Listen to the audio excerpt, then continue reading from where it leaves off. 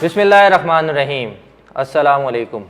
मैं हूं आफाक अहमद बजरे सिरिया और आप देख रहे हैं खतरी सुपर लीग एडिशन 6 की पॉडकास्ट की एपिसोड नंबर 20। जैसा कि आप सबको मालूम है, खतरी सुपर लीग अपने अख्तिताम को पहुंची। इस टूर्नामेंट के दौरान हमें काफ़ी सनसनीखेज़ और धमाकेदार परफॉर्मेंसेस देखने को मिली, साथ साथ मैचेस की क्वालिटी भी अपने ऑप्टिमम पर थी। इन तमाम चीज़ों के रीज़न्स ये थे कि फ्रेंचाइजीज़ ने इस बार अपनी जो टीमें तश्कील दी थी वो काफ़ी बैलेंस थी, जिस वजह से तमाम टीमों ने आपस में एक दूसरे से बढ़ चढ़ के मुकाबले किए। लेकिन जो दो टीम्स फ़ाइनल के लिए क्वालिफाई कर गईं वो खतरी हॉक्स और खतरी स्कॉर्पियंस थी। और ये फ़ाइनल मैच भी एक यादगार फ़ाइनल मैच खेला गया, जिसमें दोनों टीमों ने आखिरी गेंद तक आपस में मुकाबला किया और आखिरकार खतरी स्कॉर्पियंस फतहयाब हुई। इस टूर्नामेंट को लाइव आपने ज़रूर देखा होगा और इससे महसूस भी हुए होंगे, मगर जो ग्राउंड का एक एटमॉस्फेयर था और जब मैच ड्रॉ हुआ और उसके बाद सुपर ओवर खेला गया, उस दौरान जो तमाशाई और जो खिलाड़ियों की फीलिंग्स थी वो नाकाबिले बयान है। इन्हीं फीलिंग्स को और इन्हीं चीज़ों को आप तक पहुंचाने के लिए आज हमने जिन शख्सियात को दावत दी है वो खतरी स्कॉर्पियंस, जो कि फतहयाब स्क्वाड था, उनके प्लेयर्स हैं, जिसमें मैन ऑफ द मैच भी हैं, मैन ऑफ द सीरीज़ भी हैं, उनके फ्रेंचाइजीज़ भी हैं और उनके कैप्टन भी हैं। तो सबसे पहले हम आपकी मुलाकात करवाते हैं आयान अब्दुल हमीद सुतरवाला से, कि जो इस फाइनल के मैन ऑफ द मैच रहे। और ख़ास बात यह, और मैं इनको क्रेडिट दूंगा कि वो राइजिंग स्टार से सेलेक्ट हुए, लेकिन उनकी परफॉर्मेंसेस पूरे टूर्नामेंट के दौरान किसी प्लेटिनियम प्लेयर से कम न थी। तो आइए आपकी मुलाकात करवाते हैं आयान अब्दुल हमीद सुतरवाला से। अस्सलाम वालेकुम आयान। वालेकुम अस्सलाम। कैसे हैं आयान आप? अल्हम्दुलिल्लाह, आप बताएं आफाक भाई। अल्हम्दुलिल्लाह ठीक ठाक। ये बहुत खुशी की बात है और एक मैं समझता हूँ कि ये अचीवमेंट है आपके लिए कि जो पहली एक जो एपिसोड हमने शूट किया था उसमें आप थे और आज जो हम लास्ट एपिसोड्स जो शूट कर रहे हैं उसमें भी आप हैं। तो इस पहली और आखिरी एपिसोड के दरमियान जो जर्नी थी वो कैसी रही? नहीं, बहुत मज़ा आया टूर्नामेंट में। सब प्लेयर्स ने अपना 100% दिया, खेला, सब ने अच्छी परफॉर्मेंस दी और बहुत मज़ा आया। आयान देखें, आज जो हम आपको बुलाया है वो एक तो सबसे बड़ा रीज़न ये था कि आप फाइनल के मैन ऑफ द मैच थे और ये एक बहुत बड़ी अचीवमेंट है कि एक राइजिंग कैटेगरी से प्लेयर वो परफॉर्म करता है और अपनी टीम को फाइनल्स के अंदर, जब हर प्लेयर की कोशिश ये होती है कि वो 100% दे और अपनी टीम की जीत में किरदार अदा करे, उसमें आपका जो आपने जो जिस तरीके से परफॉर्म किया और मैन ऑफ द मैच रहे, तो इस कारकर्दगी के पीछे किसको क्रेडिट देते हैं आप? नहीं, क्रेडिट तो पूरी टीम को देते हैं कि क्रेडिट यानी सबने अपने 100% दिया। बॉलिंग में अच्छी हमने स्टार्ट लिया, उसके बाद थोड़ी हमने बॉलिंग में मिस्टेक की थी, पर एंड में विकेटें मिली और सब टीम का एक अच्छा यानी था। देखें बॉलिंग, देखें टॉस जो भी हुआ और उसके बाद आपको पहले बैटिंग करने के लिए पिच पे जाना पड़ा, ठीक है, और आपका स्टार्ट अच्छा नहीं था। आपके जो मुस्तनद बैट्समैन अदील बिबड़ा जो कि कंटिन्यूसली परफॉर्म कर रहे थे वो फेल हो गए। उसके बाद आपके जो कैप्टन आए वो भी बहुत जल्द आउट हो गए, क्लीन बोल्ड हो गए। उसके बाद आपके एक और ओपनर हसीब डेडिया वो भी जल्दी पवेलियन में चले गए। तो प्रेशर फील हो रहा था कि किस तरीके से, क्योंकि आपका टॉप ऑर्डर तो समझे कोलैप्स कर गया था स्टार्ट के 6 ओवर्स के अंदर। तो एज एन राइजिंग स्टार या एक जूनियर प्लेयर के आपके साथ आपका जो साथ दे रहे थे महात बाडाई थे, वो उन्होंने बहुत अच्छी बैटिंग की। तो वो आप जो प्रेशर फील कर रहे थे या आप रिलैक्स होकर खेल रहे थे पिच पर? नहीं, मैं तो रिलैक्स था। बस महात भाई को भी यही कहना था कि सिंगल डबल करें, अपना नेचुरल गेम खेलते रहें और स्टे करें पिच पे। जितना स्टे करेंगे वही सामने वाली टीम खुद ही स्कोर लीक करेगी और खुद ही हमको है ना लूज बॉल देगी कि हम हिट करने चाहें। लेकिन एक चीज़ थी कि हॉक्स का जो स्क्वाड था वो बहुत बैलेंस स्क्वाड था, जैसे कि हम पहले भी बताते हुए आ रहे हैं। लेकिन जो फाइनल का एक एटमॉस्फेयर, फाइनल का एक प्रेशर वो बिल्कुल डिफरेंट होता है। आप ये देखें कि सामने वाली टीम के अंदर आसिम अरबानी, निज़ार बदर सिरिया, इसके अलावा शेजाद डेडिया, सिकंदर, आप अमान तालबानी, तकी डेडिया, ये इतने बड़े बड़े प्लेयर्स हमारी कम्युनिटी के एक साथ खेल रहे थे और फाइनल का है और आपको ये था एक्सपेक्टेड कि भाई आसिम भी आएंगे बॉल करवाने के लिए, तकी भी आएगा जिनकी स्पिन बहुत अच्छी है, आसिम बहुत स्पीड के साथ कम्युनिटी के सबसे फास्टेस्ट बॉलर हैं, समझ सकते हैं हम लोग उनको, one of the fastest bowler. तो आपने उनको किस तरीके से फेस किया? नहीं, उनको तो बस फेस किया, वो बहुत अच्छी बॉल कर रहे थे, बहुत अच्छा आउटस्विंग बॉल कर रहे थे, लेकिन ये हमें था कि अंदाज़ा कि लूज बॉलर आएंगे, उनको टारगेट करेंगे। आपने किन बॉलर्स को टारगेट किया था? मैंने एक शुएब भाई को टारगेट किया था कि वो थोड़ी पीछे बॉल करते हैं ना तो स्क्वायर लेग खेलना आसान हो जाएगा, और तकी भाई भी थोड़ी अच्छी बॉल मुंह पे करते हैं तो खेलना इजी हो जाता है। 2 बॉलर्स टारगेट किए थे और एक अमान भाई था। अमान भाई थोड़ी आगे से स्विंग करते हैं तो उनको जज करना ईजी है। उनको थोड़ा टारगेट किया हुआ था कि उनको चलाएंगे स्कोर, तो फिर वो आपकी स्ट्रैटेजी कामयाब हो गई। वैसे अगर जैसे जब आपके जो मुस्तनद 3 बैट्समैन आउट हुए, टॉप ऑर्डर आपका फ्लॉप हो गया, तो आप लोगों के जहन में क्या टारगेट था कि हमें कितना टारगेट अचीव करना है कि हम एक कॉम्पिटेबल टारगेट सामने वाली टीम को दे सकें और वो डिफेंडेबल हो?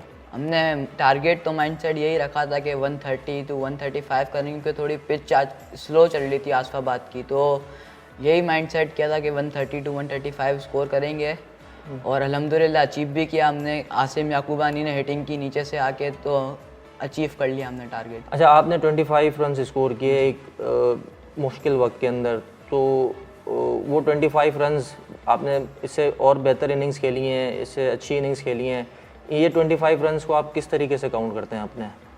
नहीं, काउंट तो बस टीम के लिए खेलना था, काउंट तो सही करेंगे हम, पर मेरा शायद नॉट आउट था। मैं अच्छा, स्टंप जो था ना, मैं नॉट आउट था। अच्छा, आपको डाउट है कि जो है वो डिसीजन थोड़ा था मैं।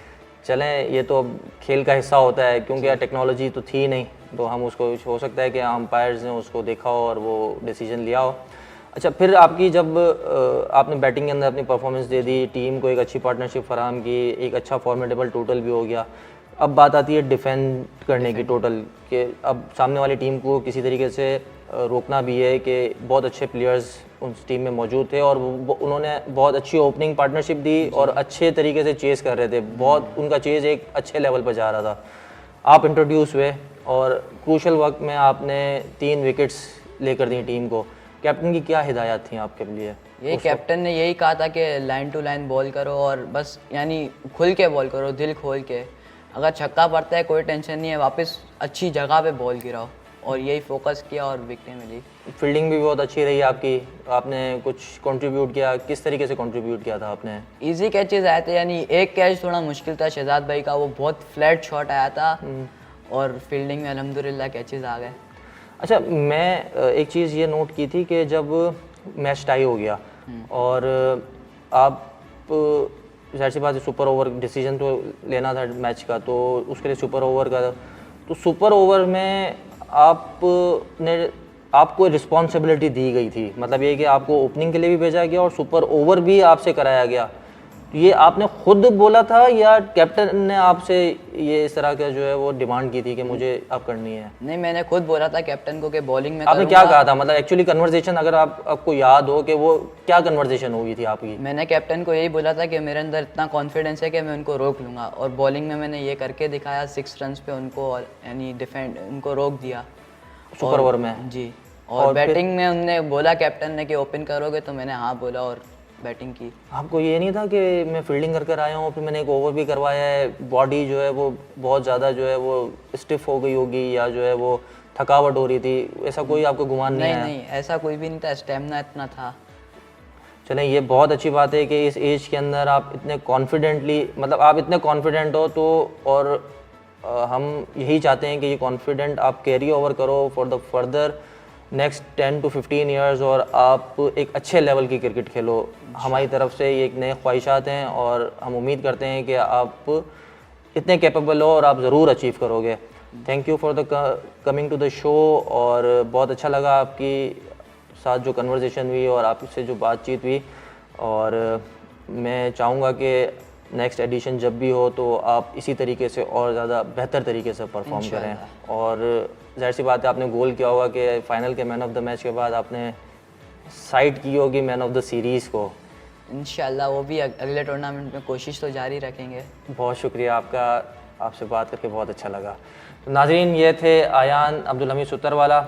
जो दूसरे मेहमान हमारे साथ इस वक्त मौजूद हैं वो विनिंग टीम के ही मैन ऑफ द सीरीज़ करार पाए, उन्हीं की परफॉर्मेंसेस की वजह से खत्री स्कॉर्पियंस ने फाइनल तक रसाई हासिल की। और अनफॉर्चुनेटली वो फाइनल के अंदर बैटिंग के तौर पर तो परफॉर्म ना कर सके, लेकिन बॉलिंग भी उन्होंने काफ़ी नपी तुली करवाई। हम आपकी मुलाकात करवाते हैं अदील मोहम्मद सिद्दीक बिपड़ा से।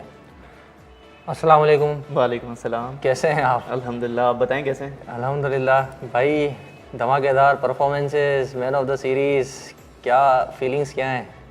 माशाल्लाह से अच्छी परफॉर्मेंस रही इस टूर्नामेंट में, और यही है कि बस मैच टू मैच चलता रहा अल्हम्दुलिल्लाह, तो परफॉर्मेंस होती रही और अल्हम्दुलिल्लाह फर्स्ट पे आ गया। जिस तरीके से आपने कैरियर स्टार्ट किया था ना, अब आप मिस्टर डिपेंडेंट बनते जा रहे हैं जी। ज़ेब्राज़ के साथ मैच वो जीते आप लोग। ज़ेब्राज़ एक एडिशन जीत चुकी है जी। लास्ट में आप फॉक्स के साथ थे, एडिशन जीते। अब आप स्कॉर्पियंस के साथ एडिशन, तो मतलब ये है कि जहां अदील बिपड़ा और अवेश खेड़ी वाला होंगे वो टूर्नामेंट टीम जीत जाएगी। यूँ जी ऐसा ही है। अवेश भाई से भी यही डिस्कशन हो रहा था, वो कह रहे थे मैं भी 3 जीत चुका हूँ, तो मैंने कहा मैं भी अल्हम्दुलिल्लाह 3 जीत चुका हूँ एडिशन। तो ये कह सकते हैं एक नुस्खा कीमिया हमारे हाथ लग गया है। ये ऑनर्स आप लोग अगर ये एपिसोड देख रहे हैं तो आप लोग सब कुछ छोड़ दें, अदील बिपड़ा और अवेश खेड़ी वाला को आपने किसी भी तरीके से टीम में लेना है और आप लोग टूर्नामेंट जीत जाएंगे। सही कह रहा हूँ मैं? नहीं, ये तो सब किस्मत की भी बात है, अल्लाह के फजल से ये हो गया। तो बाकी ये है कि अल्हम्दुलिल्लाह ये है कि टीम जितनी भी मिली है मुझे कॉम्बिनेशन बनते गए, और परफॉर्मेंस ये है कि individual performance I think matter नहीं करती। अगर कोई टीम टूर्नामेंट जीतना चाहती है तो इंडिविजुअल परफॉर्मेंस, हमने देख लिया 2-3 टीम्स थी, इंडिविजुअल्स बहुत अच्छे थे लेकिन एज अ टीम इतना खास परफॉर्म नहीं कर पाए। तो ओनर्स को मैं यही कहूँगा कि वो उस चीज़ पे फोकस करें कि एक टीम बनाए, प्रॉपर इंडिविजुअलिटी की तरफ जाने से बेहतर है कि कलेक्टिव जो है आपके पास स्क्वाड की स्ट्रेंथ ऐसी हो कि जो बैटिंग साइड पर भी, बॉलिंग साइड पर भी और फील्डिंग साइड पर भी। फील्डिंग का मैं कहूँगा बहुत इंपॉर्टेंट फैक्टर है। अगर हम लास्ट मैच देखें, हॉक्स ने नो डाउट बहुत अच्छी फील्डिंग की, लेकिन जो डिफरेंस था दोनों साइड्स में वो फील्डिंग का ही था। हमने वो रनआउट्स किए जो कि वो उन्होंने मिस किए, जो डबल हम भाग रहे थे, हमारे रनर्स भी अच्छे थे। तो मैं ये कहूँगा कि फील्डिंग साइड अगर बेहतर होगी तो आपको एज मिल जाता है। 20 रन आप कम रिस्ट्रिक्ट कर सकते हैं, 20 रन आप बैटिंग में ज़्यादा कर सकते हैं, क्योंकि जो अच्छे फील्डर हैं वो अच्छे रनर्स भी होंगे। तो फील्डिंग्स पे मैं कहूँगा ओनर्स को फोकस करना चाहिए। अच्छा, आप इस टूर्नामेंट के अंदर 2 या उससे ज़ायद आप मैन ऑफ द मैचेस आपने लिए और 199 रन्स आपने बैटिंग के अंदर स्कोर किए बैटिंग के दौरान। It's a big contribution to the team. इसके साथ आपने 9 विकेट्स भी ली और 6 डिसमिसल्स में भी आपका किसी ना किसी तरीके से किरदार रहा। तो अपनी परफॉर्मेंस को किस तरह से रेट करते हैं? मतलब आप अपनी परफॉर्मेंस से मुतमईन हैं या मज़ीद इसके अंदर आप देखते हैं कि और बेहतरी की गुंजाइश थी? अल्हम्दुलिल्लाह बहुत अच्छी परफॉर्मेंस रही इस टूर्नामेंट में मेरी, इंडिविजुअल बेसिस पे अगर देखा जाए। लेकिन ये है, मैं समझता हूँ कि इम्प्रूवमेंट की गुंजाइश होती है। मतलब ये कोई नहीं कह सकता कि मैं परफेक्ट हूँ। तो इस टूर्नामेंट में मैंने ये देखा कि मैं लैग कर रहा था कि बाउंड्रीज़ मेरी इतनी फ्रिक्वेंट बाउंड्रीज़ नहीं आ रही थी।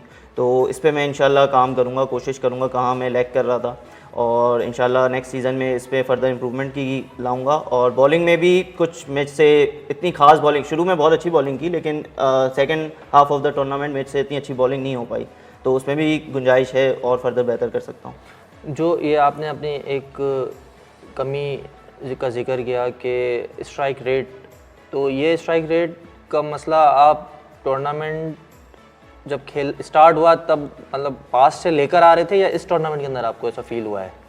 इस टूर्नामेंट में मैं कह सकता हूँ, क्योंकि पास्ट में मैं जो खेल रहा हूँ रेगुलर क्रिकेट, उसमें तो अल्हम्दुलिल्लाह हो रहा है, बेहतर हो रहा है।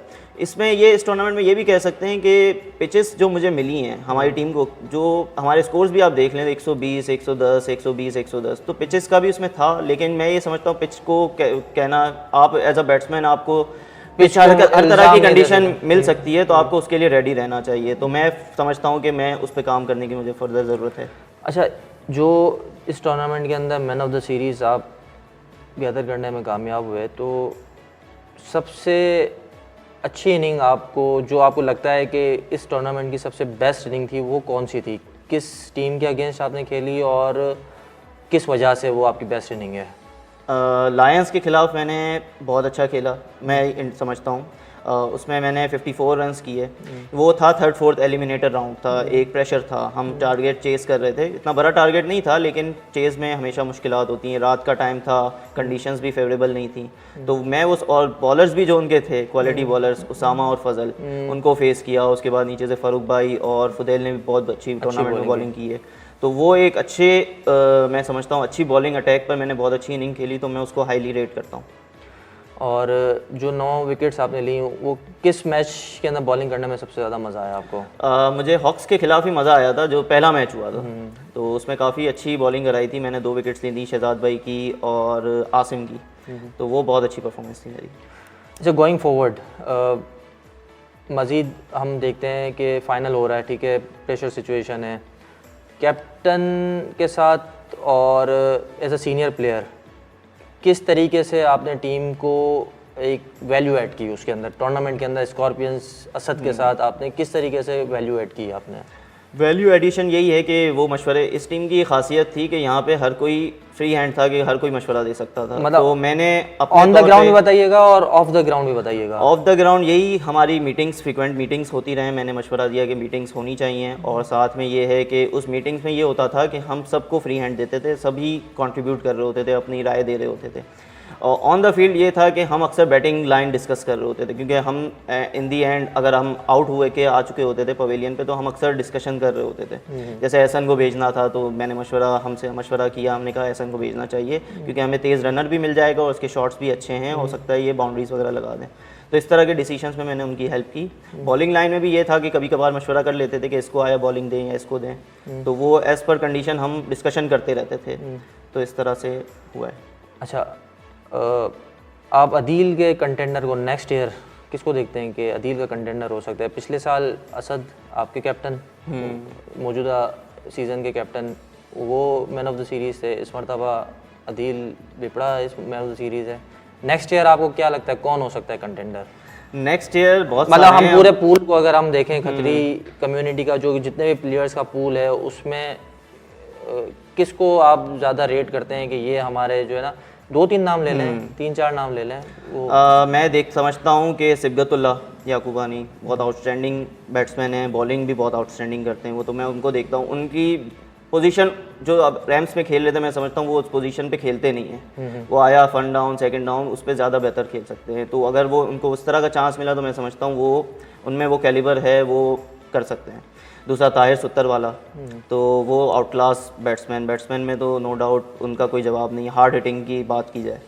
और उसके अलावा अगर मैन ऑफ द सीरीज़ के अलावा बैट्समैन में देखूं तो अख्तर हुसैन बहुत अच्छी बैटिंग कर रहा है, लेकिन वो MVP में, यहाँ पे MVP इस तरह है कि बैटिंग बॉलिंग दोनों ही देखी जा रही होती हैं, लेकिन मुझे वो लगता है कि अख्तर हुसैन में वो पोटेंशियल है कि वो एक टूर्नामेंट में 300 रन भी कर जाए एक साथ, तो ये 3 हैं। अख्तर हुसैन हम बात करते हैं, अख्तर हुसैन को स्टार्ट्स मिले, अच्छे स्टार्ट मिले, 40s के अंदर भी उन्होंने स्कोर किया, लेकिन उसको वो कैरी ओवर नहीं कर सके, जल्दबाजी में आउट हो गए, अनफॉर्चुनेट सर्कमस्टेंसेस हो गए।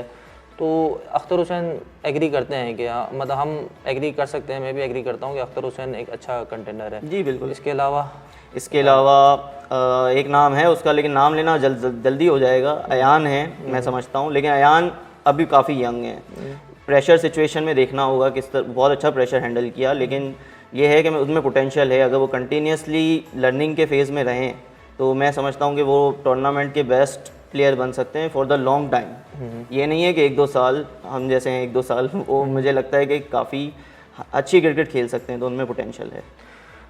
अदील, बहुत अच्छा लगा आपने एक मरतबा फिर हमारे साथ सीट शेयर की। हम यही उम्मीद करते हैं कि जो नेक्स्ट जब भी इवेंट होगा हमारा खतरी सुपर लीग का नेक्स्ट एडिशन जब भी खेला जाएगा, तो आप उसमें पार्टिसिपेट भी करेंगे, अच्छा परफॉर्म भी करेंगे और हमें एक बार फिर मौका देंगे कि हम आपका इसी तरीके से इंटरव्यू कर सकें और आपसे पूछ सकें। तो आपके आने का बहुत बहुत शुक्रिया। Thank you. नाज़रीन, ये थे अदील मोहम्मद सिद्दीक बिपड़ा, खतरी स्कॉर्पियंस के विनिंग कैप्टन हमारे साथ मौजूद हैं। आइए हम आपकी मुलाकात करवाते हैं असद मोहम्मद जाफ़र बांदारा से और पूछते हैं उनसे कि पिछले साल भी स्कॉर्पियंस एक टूर्नामेंट जीतकर, एडिशन जीतकर इस टूर्नामेंट को डिफेंड करने आई थी और वो डिफेंड करने में बतौर कैप्टन कामयाब हुए, और पूछते हैं उनसे कि क्या स्ट्रेटजीज रहीं और किस तरीके से उन्होंने टीम को आगे फॉरवर्ड किया, किस तरीके से कमांड की। मुलाकात करवाते हैं मोहम्मद असद मोहम्मद जाफ़र बांदारा से। अस्सलाम वालेकुम असद। वालेकुम अस्सलाम। क्या हाल हैं आपके? अल्हम्दुलिल्लाह। फगू आप सुनाए खैरियत से? अल्हम्दुलिल्लाह।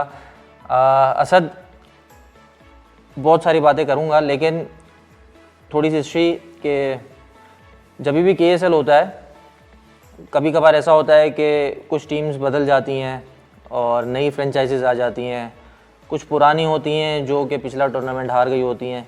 ज़्यादातर हमने यही नोट किया है कि जो फ्रेंचाइजीज जीत जाती हैं वो आगे कैरी ओवर नहीं करती हैं, वहाँ सिवाय एक दो के। स्कॉर्पियंस ने लास्ट टूर्नामेंट जीता, उसमें आप मैन ऑफ द सीरीज़ रहे, और इस टूर्नामेंट के अंदर स्कॉर्पियंस ने फिर पार्टिसिपेट किया और कैप्टन, बतौर कैप्टन आपने टीम को लीड किया और डिफेंडिंग चैम्पियंस थे स्कॉर्पियंस, डिफेंड करने में कामयाब हुए। कैसी फीलिंग्स आ रही हैं? बहुत अच्छी फीलिंग्स आ रही हैं। देखा जाए तो लास्ट टूर्नामेंट में हमारे जो प्लेयर्स थे, काफ़ी हमने कोशिश की कि उन प्लेयर्स को वापस उठाएं, तो इस तरीके से काफ़ी हद तक हम कामयाब भी हो गए। बाकी ये है कि जो ना आ सके उनके लिए तो सॉरी कह सकते हैं, और तो कुछ नहीं कह सकते। नहीं, वो तो सही है, आपने टीम सिलेक्शन तो वो एक ज़ाहिर सी बात है कैटेगरी वाइज की थी, हर एक को बैलेंस टीम्स मिली, क्योंकि जिस तरीके से कैटेगरी डिस्ट्रीब्यूट की गई थी तो तमाम जो प्लेटिनियम कैटेगरी के मेंबर्स थे वो एक ही जगह पर थे, गोल्ड सिल्वर इसी तरीके से। तो आप ये समझें कि कैटेगरी तो बैलेंस थी। आपने जिन प्लेयर्स को सेलेक्ट किया वो भी ज़ाहिर सी बात है इतने कैपेबल थे कि वो आपको टूर्नामेंट जिताकर आपको आपकी मतलब एक से विक्टोरियस आप स्कॉर्पियंस को फ्रेंचाइज के तौर पे सामने लेकर आए। आप अपने प्लेयर्स को किस तरीके से रेट करते हैं? बहुत अच्छे प्लेयर्स थे और यूनिट पूरे स्क्वाड के हवाले से अगर मैं आपसे पूछूं तो किस तरीके से आप 1 बाय 1 या सारे लड़के माशाल्लाह अच्छे थे। अगर किसी एक की तारीफ़ की जाए तो ये तो बाकी 13 लड़कों के लिए तो फिर जाती होगी 12 लड़कों के लिए। बहुत अच्छे लड़के थे माशाल्लाह। हम यूनिट भी बहुत अच्छा था और लड़कों ने सपोर्ट भी अच्छा किया, अच्छी क्रिकेट खेली और बहुत मज़ा आया। स्पेसिफिकली आप किसी का अगर जैसे नाम लेना चाहें अपने? नाम की तो बात नहीं है। जिस तरीके से अयान ने बहुत अच्छा खेला, Adeel man of the series हुए, बहुत अच्छा स्टार्ट देते थे वो मुझे। महाद बॉलिंग में, बैटिंग में ऑलराउंडर परफॉर्मेंस दे रहे थे, और हसीब बिपरा अरहम जिस तरीके से उनका अटैक चलता था, मैं बता रहा हूँ बहुत अच्छा अटैक था। अच्छा, ये आपने एक स्ट्रेटजी चेंज की थी ना बीच मिडल ऑफ द टूर्नामेंट के अंदर, आप अरहम को आपने इंट्रोड्यूस किया और अरहम आप एक सरप्राइज पैकेज के तौर पर आए। इसके बाद आप नेक्स्ट? इसके बाद हसीब अरहम हो गए, इसके बाद महाद, मेरा खुद का स्पेल आया, और अयान अदील बहुत अच्छी बॉलिंग की। दूसरा ये कि फील्डर में देखा जाए तो आसिम जो फील्ड भी अच्छी कर रहे थे, याकूबानी, और बैटिंग में नीचे से आके हमें स्कोर अच्छा दे रहे थे, और अली रजा बहुत अच्छी फील्डिंग कर रहे थे और स्कोर भी हमें अच्छा करके दे रहे थे। मतलब ये है कि किसी एक की तारीफ़ नहीं कर सकते, सारे लड़कों ने माशाल्लाह जान मारी और हम माशाल्लाह ये टूर्नामेंट विन किया। अच्छा, जब ये टूर्नामेंट का आगाज़ हुआ था तो सारी टीम्स तकरीबन बैलेंस थी। आप लोग 3 मैचेस जीत के और क्वालिफाई किया था आप लोगों ने नेक्स्ट राउंड के लिए, तो फिर वो नॉकआउट सिचुएशन हो गई थी आप लोगों के लिए कि जहां आपने एक मैच लूज़ किया वहां आपकी टीम टूर्नामेंट से बाहर। तो किस तरीके से आपने कोई स्पेसिफिक स्ट्रैटेजी बनाई दोबारा से कि हम टूर्नामेंट के अंदर हमें रहना भी है, डिफेंड भी करना है टाइटल को, तो वो स्ट्रैटेजी थोड़ी सी अगर आप यहाँ पर एक्सप्लेन करें तो हमें। नहीं, सेम स्ट्रेटजी थी, इसमें कोई इतना खास नहीं था। बस जहन में ये था कि हमें ये मैच विन करना है ये। और दूसरी बात ये कि बैट्समैन को बस इतना कहा कि भाई अब हमें थोड़ी ज़िम्मेदारी से मतलब बैटिंग करनी है, क्योंकि जो 3 मैच हम राउंड के जो विन किए थे उस पर हमने फर्स्ट बॉल की थी। तो टीम ने ये जज कर लिया था कि और कि इनको टॉस जीत के मतलब पहले बैट देना है। जैसे लास्ट 2 मैच हारे थे हम राउंड के, तो उसमें पहले बैट करके हम लोग मैच लूज़ कर दिया था। तो जहन बना हुआ था कि पहले बैटिंग करके हमें इतना स्कोर करना है। तो उस तरीके से टीम का वो जहन बनाया कि भाई आपने पहले बैट करना है और बिल्कुल सुकून से विकेट पे स्टे करके आपको खेलना है। तो अल्हम्दुलिल्लाह उसमें हम कामयाब भी हो गए। अच्छा, एज अ विनिंग कैप्टन आप ये देख रहे हैं कि आपका स्कॉर्पियंस जो है डिफेंडिंग चैम्पियन था और उसके बाद आपने इसको डिफेंड करने में भी कामयाब हुए, टाइटल को भी, और अगले जो टूर्नामेंट के एडिशंस होंगे उसमें दोबारा से अगर फ्रेंचाइजी ये दोबारा से आते हैं इस नेक्स्ट टूर्नामेंट में पार्टिसिपेट करते हैं, तो आपको लगता है कि दोबारा से आप स्कॉर्पियंस की कैप्टनसी या स्कॉर्पियन टीम के अंदर बतौर प्लेयर खेलेंगे? इंशाल्लाह देखें, अगर ये फ्रेंचाइजी अगर दोबारा आते हैं तो जिस तरीके से हमारा यूनिट बना हुआ है, उम्मीद है कि इंशाल्लाह स्कॉर्पियंस में दोबारा खेलेंगे और कोशिश करेंगे कि अच्छे से अच्छा स्क्वाड बनाएं। ये कैसे आप ये मतलब आपको लगता है कि आप दोबारा से कैप्टन होंगे, दोबारा से स्कॉर्पियंस के अंदर जाएंगे? जिस तरीके से मतलब लीड किया है टीम को, तो इंशाल्लाह पूरी उम्मीद है कि आपको मतलब जो टूर्नामेंट ऑर्गेनाइजिंग कमेटी की तरफ से ये है कि आपको एक बार फिर कैप्टनसी के तौर पे जो है वो सामने लेकर आएंगे ये लोग? वो तो उनकी मर्जी है। यही बात है ना कि अगर आपको अपॉर्चुनिटी मिलती है तो आप जो है वो इसके अंदर आएंगे। सही है, अच्छी बात है ये। और आगे आप क्या एडवाइस देना चाहेंगे हमारी जो यंग जनरेशन है? आपने भी एक बहुत छोटे लेवल से स्टार्ट किया, गालिबन KSL 1 से आप खेलते हुए आ रहे हैं। KSL 2 में शायद आपको अपॉर्चुनिटी न मिली थी, लेकिन बाकी के आप टूर्नामेंट के अंदर इसी तरीके से पार्टिसिपेट करते आए। तो जो आने वाले जनरेशन है, मुझे ऐसा लग रहा है कि जिस तरीके से हमारी जनरेशन को हार्ड बॉल क्रिकेट की तरफ आना चाहिए, वैसे हमारे पास अब वो प्लेयर्स नहीं आ रहे। आपको देख लें, इसके अलावा हसीब ये छोटे लेवल से आए, हसीब बिपड़ा की बात कर रहा हूँ। इसके अलावा जो दूसरे जो राइजिंग स्टार्स से होते होते ऊपर तक प्लेटिनियम कैटेगरी, लेकिन अब वो चीज़ नज़र नहीं आ रही। माँ सिवाय इस टूर्नामेंट के अंदर के हमने 2-3 एक अच्छे यंगस्टर्स देखे, अयान की सूरत में देखा हमने, फुदैल की सूरत में देखा। इसके अलावा 1-2 परफॉर्मेंसेस हमने देखी, जैसे अब्दुल्ला पटेल हो गए। तो वैसा नज़र नहीं आ रहा, क्या रीज़न नज़र आ रहा है आपको? रीज़न ये है आफाक भाई कि जो हमारी यंगस्टर हैं वो मतलब जो रेगुलर बेस पे जो टीमें चल रही हैं, उनको चाहिए कि वो उनमें पार्टिसिपेट करें ताकि वो आगे आ सकें, लोगों की नज़रों में आए। जिस तरीके से अयान रेगुलर बेस पे खेल रहे हैं, अब्दुल्ला पटेल खेल रहे हैं और फुदैल खेल रहे हैं, अब इस तरीके से मतलब इनकी एज के लड़कों को चाहिए कि वो जो रेगुलर बेस पे जो क्रिकेट चल रही है उनपे टीमों में पार्टिसिपेट करें ताकि आने वाले एडिशनों में वो उभर के सामने आए। फाइनल की बात करते हैं। फाइनल के अंदर आप एक्सपेक्टेड था कि ये इतना कांटेदार मुकाबला होगा? हाँ, कांटेदार मुकाबला तो बस अल्लाह का शुक्र है, जिस तरीके से दोनों टीमें बैलेंस थी, मतलब इतना तो था कि फ़ाइनल बहुत अच्छा होगा। जिस तरीके से लोगों ने कहा कि फ़ाइनल वाकई फ़ाइनल देखने जैसा होगा, मैंने बोला इंशाल्लाह कि मतलब जो अच्छा खेलेगा वो जीतेगा। अल्हम्दुलिल्लाह हमने बहुत अच्छा खेला। ये नहीं है कि उन्होंने अच्छा नहीं खेला, उन्होंने भी अपनी एफ़र्ट पूरी दी, लेकिन हम लोग जो मतलब जीते अपनी फील्ड की वजह से जीते, क्योंकि बैटिंग में हम इतना स्कोर नहीं कर पाए। और जिस तरीके से सेकंड बॉल में हमने स्टार्ट लिया तो हमारा स्टार्ट भी इतना अच्छा नहीं था, लेकिन जिस तरीके से उनकी विकेट्स आई, पहली विकेट्स आई, फिर शेदात भाई खड़े हुए थे विकेट पे, तो मतलब लड़कों ने अपना शोल्डर डाउन नहीं किए। लड़कों ने कहा यार अभी स्कोर बहुत पड़ा हुआ है, अगर 1-2 विकेट और आती हैं तो हम गेम में वापस आ जाएंगे। तो इसी तरीके से 1-2 विकेट्स आई, गेम में वापस आया, फिर गेम उनकी तरफ थोड़ा गया। ये है कि शोल्डर डाउन नहीं हुए, स्विंग होता रहा गेम, कभी राइट तो कभी लेफ्ट, कभी राइट कभी लेफ्ट। आखिरी के 2 ओवर्स के अंदर क्या सिचुएशन थी? थोड़ा सा ग्राउंड की सूरत हाल, आपकी फीलिंग्स और डिसीजन मेकिंग के बारे में थोड़ा सा बताएं। आखिरी के 2 ओवर्स जब 17 रन चाहिए थे, तो मतलब ये कि फाइनल का एक प्रेशर भी होता है और कोई बड़ा नाम विकेट पे नहीं खड़ा हुआ था। तो कोशिश यही थी कि जिस अपना ओवर रोका, ओवर करवाया। इसके बाद आखिरी ओवर में हम काफ़ी फंस गए थे, तो लड़कों से मशवरा किया कि भाई अब करना क्या है, अब पेसर से करवाना है, स्पिन ट्रैक से करवाना है। तो पेसर आया अल्हम्दुलिल्लाह, लेकिन अरम ने जिस तरीके से एक तकीन अच्छा खेला, उन्हें 2 बाउंड्रीज खेली, फिर 9 बॉल आई। तो मतलब ये है कि फिर गेम थोड़ा चेंज हुआ फिर से। तो फिर अल्लाह का शुक्र है आखिरी बॉल पे विकेट आई। तो वरना आपके हाथ से लग रहा था कि जो है लग रहा था कि फाइनल चला गया। चलें, आप ड्रॉ करने में कामयाब हो गए मैच। अब बात आती है सुपर ओवर की।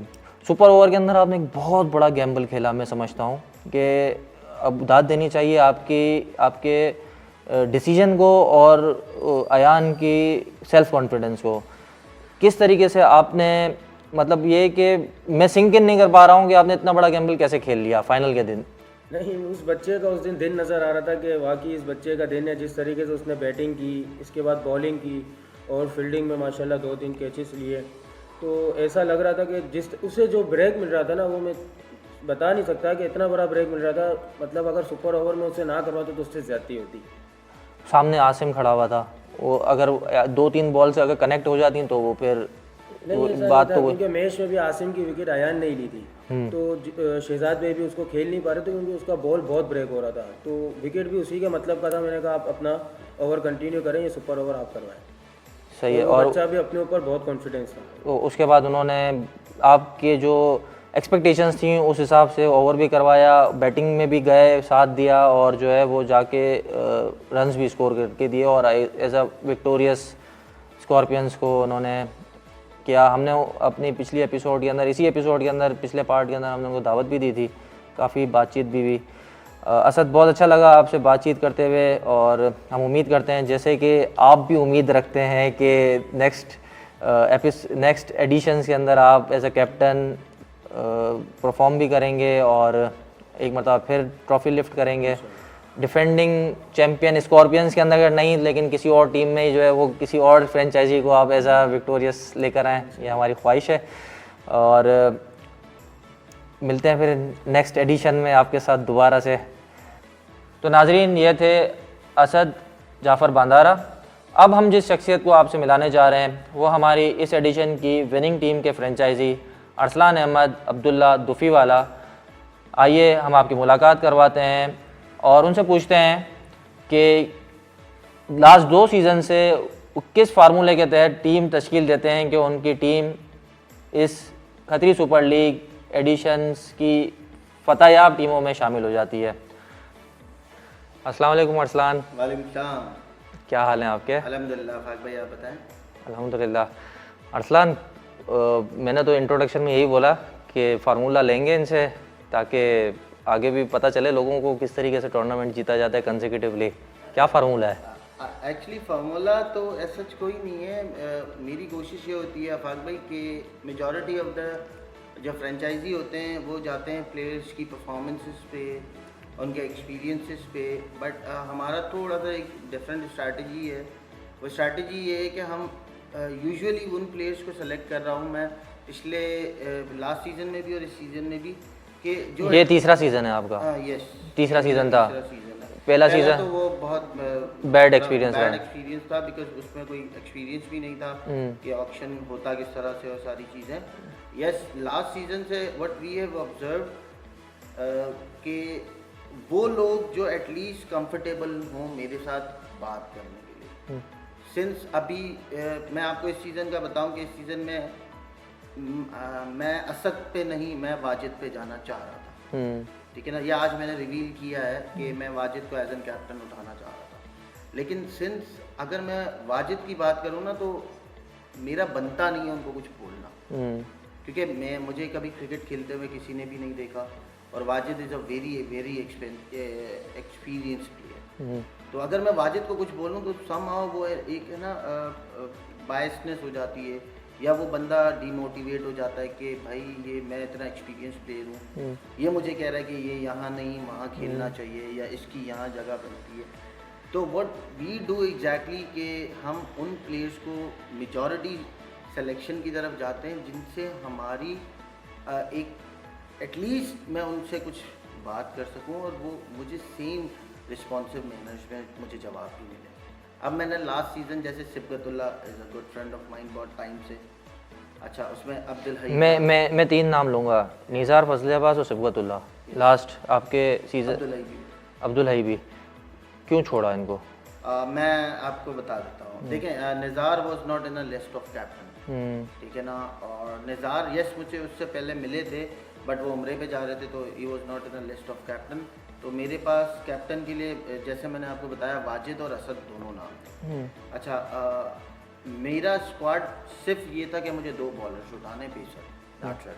आरम का फोकस पूरा था, आरम पेसर था और ये शायद बहुत कम लोगों को पता था कि ये कंटिन्यूस बॉलिंग कर रहे हैं, तो मुझे सिर्फ एक पेसर सेलेक्ट करना था। अब वो फजल पे भी मैं गया, मैं उसामा पे भी गया, ये दोनों जब हाथ से निकले तो लास्ट ऑप्शन मेरे पास सिर्फ हसीब था और कोई ऑप्शन नहीं था। सिबगतुल्ला यस, कुछ लोग मैं आपको बताऊं ऑप्शन ये बहुत गलत है कि आप जो है ना कुछ प्लेयर्स को बहुत ज़्यादा ऊपर वैल्यूज़ पे लेके जाते हैं, जिससे होता क्या है कि फ्रेंचाइजी खुद अपनी टीम ख़राब करते हैं और दूसरे के लिए कंपैरेटिव एज है कि आप अपनी जो टीम है ना वो बहुत सुकून से बनाए। अब मुझे आप एक बात बताएं, हॉक्स जब ऑक्शन ख़त्म हुआ ना तो मेरे लिए सबसे ख़तरनाक टीम हॉक्स थी, बिकॉज 3 एक कैप्टन, एक लॉन्ग टाइम कैप्टन, उसमें से एक विनिंग कैप्टन, ठीक है ना। तो सीजन 4 का एक दूसरा विनिंग कैप्टन शहजाद भाई, आसिम 1 मैन शो, 3 लोग ऐसे जो राइजिंग से आपने सेलेक्ट करवा लिए। हालांकि वो कभी भी अगर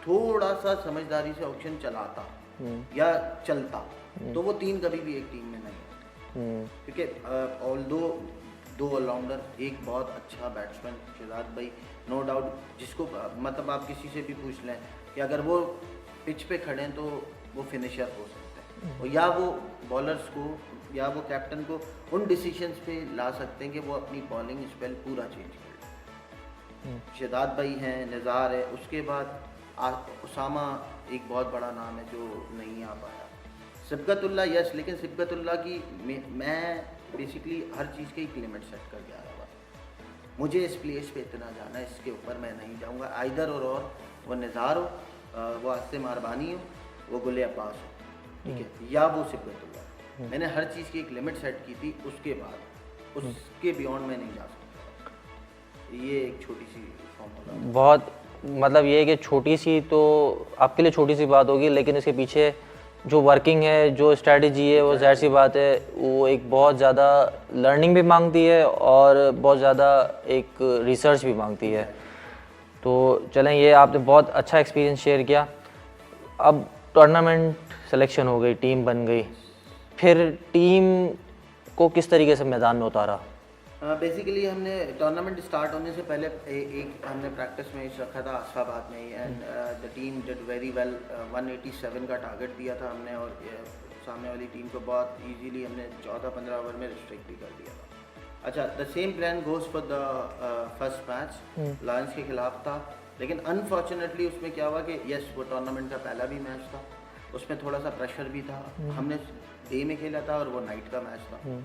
हमने जो प्लान बना के गए थे उस प्लान पे पूरी नहीं हुआ। समहाउ पहला मैच था, बहुत सारी चीज़ें कोलैप्स हो गई थी, डिसीजंस वहाँ पर वैसे नहीं थे जो पहले मैच में थे, क्योंकि वो स्मूथली चल रहा, और इस मैच में ना थोड़े से डिसीजंस लेने पड़े। देन व्हाट वी डिड कि मैंने सारी टीम को एक साथ इकट्ठे किया। मैंने कहा ऐसे नहीं चलेगा, क्योंकि आपके पास हिटर भी इनफ है, मिडल ऑर्डर भी काफ़ी है, और आपके पास ओपनिंग स्पेल भी है।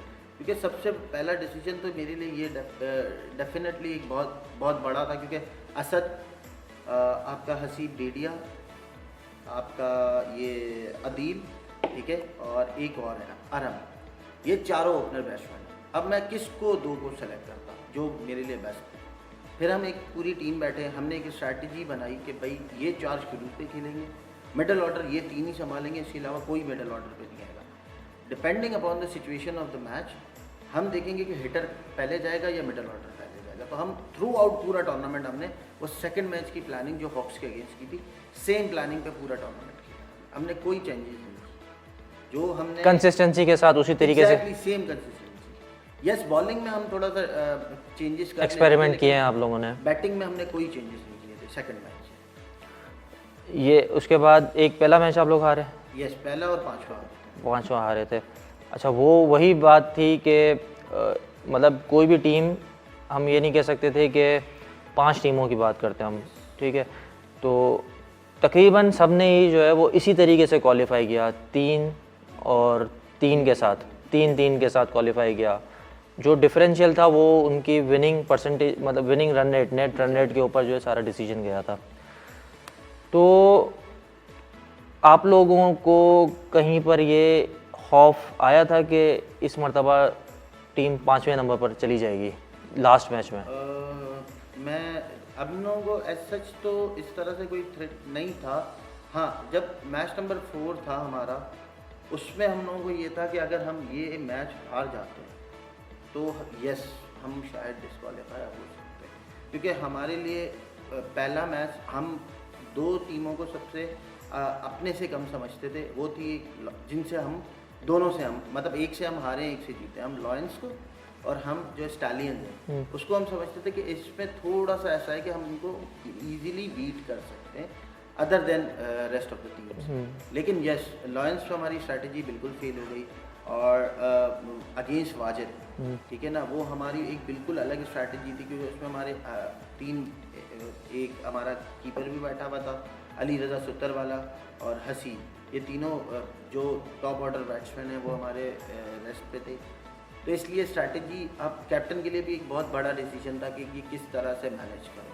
तो ये एक थोड़ी सी थी जो हमारे लिए विन विन सिचुएशन, या आप ये कह सकते हैं कि यहाँ हम जो है ना वो थोड़ा सा अपसेट हुए थे। अच्छा, टीमों की जो कैटेगरीज बनी थी और जिस तरीके से टूर्नामेंट का फॉर्मेट था उसके बारे में क्या आपके ख्यालात हैं? Format was very good.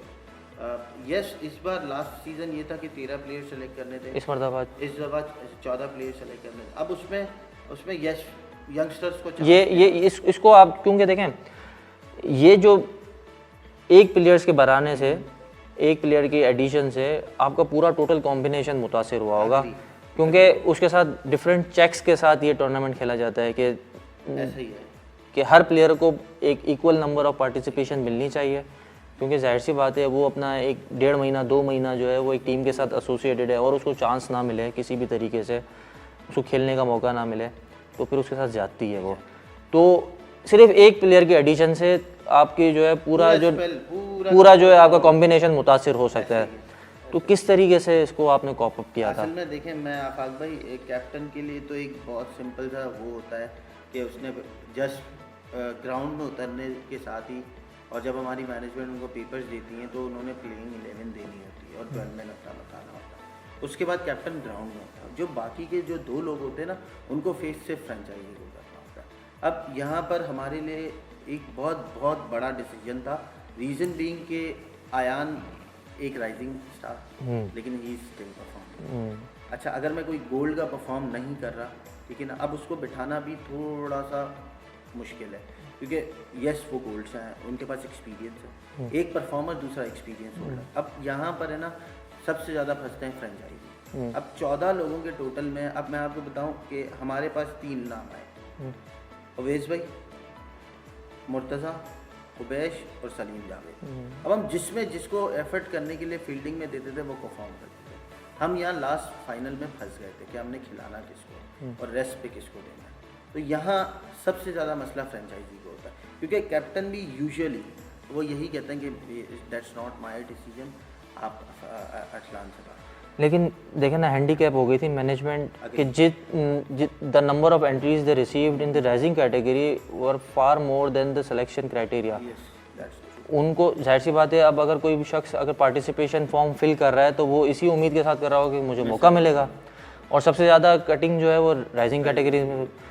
तो क्योंकि इस प्रोसेस का मैं भी हिस्सा था, तो हमने यही डिसाइड किया था कि राइजिंग के अंदर से तब हम जो है वो 2 बंदों को चांस दें ताकि उनको भी खेलने का मौका मिले। और आप इस चीज़ को क्या रेट करते हैं, मतलब it was a good decision या इसको जो है रिवार्ड करना चाहिए नेक्स्ट उसके अंदर? Good decision, being a franchise, agree, it was a good decision. देखिए, सिंस अगर आप पिछले टूर्नामेंट से देखें ना, तो हमारे पास सिल्वर और गोल्ड के इतने अच्छे प्लेयर्स नहीं आते। यस, प्लैटिनम के प्लेयर्स बहुत अच्छे हैं, और राइजिंग से जिनसे बहुत कम एक्सपेक्टेशन होती है लेकिन वो बहुत अच्छा खेल के जाते हैं। अगर आप इनको चांस नहीं देंगे तो आपका सिल्वर कैसे बढ़ेगा? सिल्वर से गोल्ड आएंगे तो सिल्वर कैटेगरी कैसे फिल अप होगी? बहुत सारे ऐसे बच्चे हैं जो रेगुलर क्रिकेट खेल रहे हैं, हार्ड बॉल खेल रहे हैं, यस उनको चांस कम मिलता है, लेकिन they have an experience of ground reality, उनके पास प्रेशर हैंडलिंग होता है। अगर आप उनको चांस नहीं देंगे तो फिर आप इस टूर्नामेंट को कंटिन्यूटी फेज में नहीं ले जा सकते। सही है। अच्छा, अब हम फाइनल की तरफ आते हैं, और आपके जो भी कैप्टन आए उनसे भी हमने काफ़ी बातचीत की, प्लेयर्स जो अदील आए, आयान आए, इन्होंने जाहिर सी बात एक ग्राउंड के अंदर थे, इन्होंने परफॉर्म किया, और ग्राउंड से बाहर आपकी क्या फीलिंग्स थी?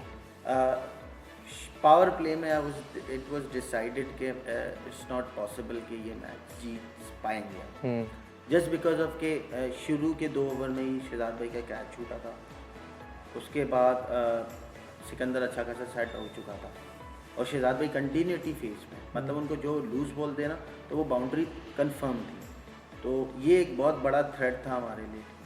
अच्छा जब निज़ार की विकेट आई, आसिम की विकेट आई, तो स्टिल मुझे 50-50 था क्योंकि शहजाद भाई स्टिल ऑन द थे। पिच। अच्छा उस वक्त आसिम याकूबानी जो रेस्ट मतलब उनकी तबीयत ख़राब हो गई थी तो वो ग्राउंड में नहीं थे, वो बाहर बैठे थे मेरे साथ। तो उन्होंने भी यही कहा कि क्या लगता है, मैंने कहा अगर शहजाद भाई आउट हो गए तो यस 100% हम ये मैच निकाल सकते, लेकिन अगर शहजाद भाई आउट नहीं हुए ना अगले 2 ओवर्स में भी तो ये मैच नामुमकिन है निकालना, क्योंकि फिर उनको भी पता है कि मैं किस स्टेज पे खेलने वाला हूँ।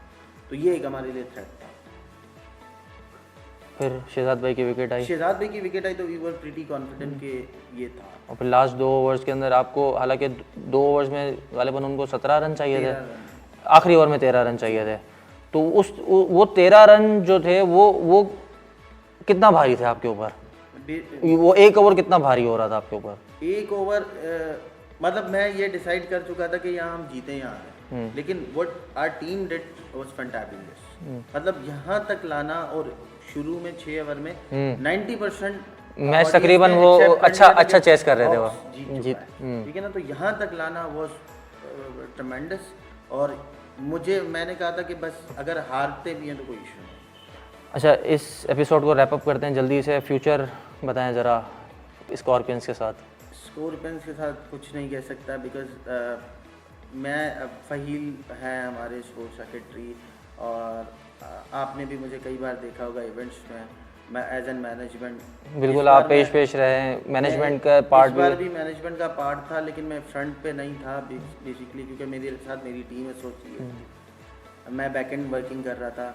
अब नो आइडिया मे बी और मैं नॉट कि शायद मैं रहूँ भी स्कॉर्पियंस के साथ या मैं एज एन मैनेजमेंट ही काम। चलें, बहुत अच्छा लगा आपके साथ बात करने में, लिटरली बहुत मज़ा आया, और आपकी जो इंसाइट्स थी और आपने जिस तरीके से अपनी पूरी जर्नी को एक्सप्लेन किया, बहुत मज़ा आया आपके साथ। और हम उम्मीद करते हैं कि आप नेक्स्ट एडिशन में एक बार फिर हमारे साथ इसी तरीके से फ्रेंचाइजी के तौर पर इस सीट को शेयर करें। तो नाजरीन, ये थे अरसलान अब्दुल्ला दुफीवाला। हमें उम्मीद है आपको ये सीरीज़ पसंद आई होगी, क्योंकि ये इस एडिशन की आखिरी एपिसोड थी। इस सीरीज़ में हमने आपके सामने हमारी बिरादरी के सुपरस्टार्स को आपके साथ मुतारिफ़ करवाया। हम उम्मीद करते हैं अगले एडिशन में हम एक नई सीरीज़ के साथ आपके सामने हमारी बिरादरी के मज़ीद सुपरस्टार्स इंट्रोड्यूस करवाएंगे। तब तक के लिए इजाज़त दीजिए। अस्सलामु अलैकुम।